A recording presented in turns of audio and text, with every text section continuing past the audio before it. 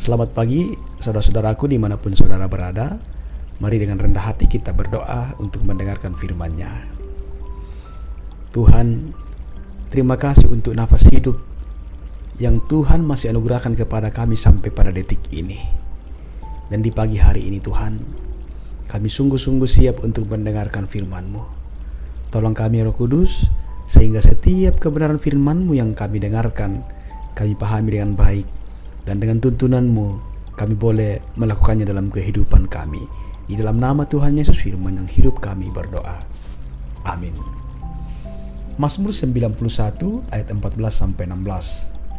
Sungguh hatinya melekat kepadaku, maka aku akan meluputkannya. Aku akan membentenginya sebab ia mengenal namaku. Bila ia berseru kepadaku, aku akan menjawab. Aku akan menyertai dia dalam kesesakan. Aku akan meluputkannya dan memuliakannya. Dengan panjang umur akan kukenyangkan dia dan akan kuperlihatkan kepadanya keselamatan daripadaku. Demikian firman-Nya. Saudaraku, renungan pagi edisi 9 November 2020, hidup yang melekat padanya. Saudaraku, untuk bisa melekat pada Tuhan, kita harus tahu siapa Tuhan yang kita percayai. Bukanlah masalah feeling saja, karena feeling bisa berubah kapan saja. Penulis Mazmur jelas mengerti siapa Tuhan yang ia percayai. Tuhan yang Maha Tinggi, Tuhan yang Maha Kuasa, Almighty, El Shaddai, sehingga membawa hidupnya melekat kepada Allah yang ia percayai. Kata melekat memiliki arti menempel benar-benar sehingga tidak mudah lepas. Kelangsungan hidup ranting sangat bergantung sepenuhnya kepada pokok. Dengan kata lain, pokok adalah sumber kehidupan bagi ranting. Tuhan Yesus berkata, "Akulah pokok anggur yang benar." Yohanes 15 ayat 1. Karena itu, barang siapa haus, baiklah ia datang kepada aku dan minum. Barang siapa percaya kepada aku, seperti yang dikatakan oleh kitab suci, dari dalam hatinya akan mengalir aliran-aliran air hidup. Yohanes 7 ayat 37-38. Saudaraku, melekat kepada Tuhan berarti tinggal di dalam Tuhan dan Tuhan di dalam kita. Barang siapa tidak tinggal di dalam aku, ia dibuang keluar seperti ranting dan menjadi kering. Kemudian dikumpulkan orang dan dicampakkan ke dalam api lalu dibakar. Yohanes 15 ayat 6. Kalimat di dalam aku menunjukkan suatu hubungan yang karib. Artinya kita mempercayakan hidup ini sepenuhnya kepada Tuhan dan mengizinkan Dia berotoritas penuh atas kehidupan kita. Melekat kepada Tuhan berarti bertekad menjadi pelaku firman. Karena Kristenan itu bukanlah teori, melainkan pengalaman hidup berjalan bersama dengan Tuhan setiap saat. Berjalan bersama Tuhan berarti bergaul akrab dengan Tuhan.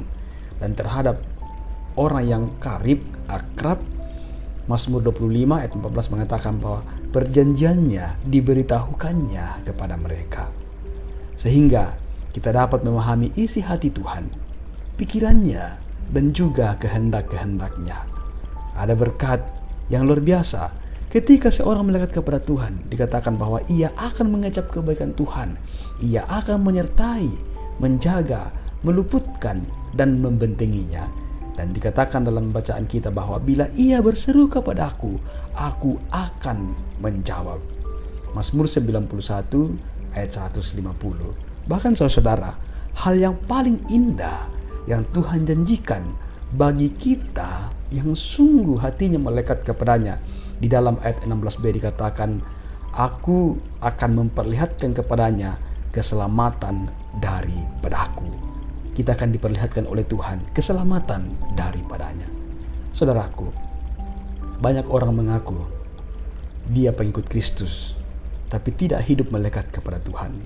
Dia memilih berjalan menurut keinginan sendiri, bahkan mempertontonkan cara hidup yang berseberangan dengan kehendak Tuhan. Karena itu saudaraku, percayalah bahwa semakin kita mengenal Tuhan, maka semakin kita melekat kepada Dia, dan semakin kita akan melihat betapa dalam dan besarnya kasih Tuhan kepada kita. Tuhan dimuliakan. Haleluya. Amin. Mari berdoa. Terima kasih Tuhan atas sabda kehidupan yang Engkau layakkan kami alami pada pagi hari ini. Tolong kami ya Tuhan, agar firman-Mu ini betul-betul kami jiwai, dan kami akan semakin melekat kepada Tuhan. Karena hanya di dalam-Mu ya Tuhan, maka kami akan bisa menemukan ketenangan, kami akan bisa menemukan keselamatan. Oh Bapa di sorga, peliharakan semua anggota jemaat Tuhan, semua umat-Mu dimanapun mereka berada pada saat ini. Biarlah kami semua tetap terpelihara di dalam tuntunan kasih sayang Tuhan. Ampuni kami Tuhan, dan terimalah doa kami. Karena doa ini kami persembahkan dalam nama Tuhan Yesus, Sang Pemilik kehidupan ini, firman yang hidup, kami datang berdoa kepada Bapa di sorga. Amin.